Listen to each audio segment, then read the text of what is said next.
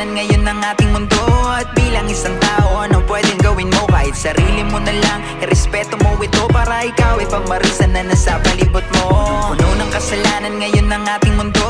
At bilang isang tao, anong pwedeng gawin mo? Kahit sarili mo na lang, irespeto mo ito para ikaw ay pamarisan na nasa palibot mo. Napapansin mo ba na ang mundo natin ay nagbabago? Di na tulad ng dati, ngayon mainit at mabaho. Sobrang daming chemical, puno ng kalat sa kanal. Sobrang dami ng demonyo na nagpapakabanal. Mga babaeng manamit, talos wala na ring damit. Mga lalaking di mabuhay na wala mga kabit. May mga batang maagang sinubukan ng pagtatalik. Kahirapan ng magulang gang sa anak pabalik-balik. At sa halip na matuto sa pagkakamali, gagawin pa ang lahat para matikman lang uli. Kasi masarap daw ang bawal, yan ang sabi ng marami. Pag nakaraos magsisisi din sa mga nangyari. Kung ano ang yung tinanim, malamang yung di na maani. Huwag mo sisi sa iba kung ba't ang buhay mo grabe anak. Para gumanda ang buhay, mag-aral ng mabuti. Pero ba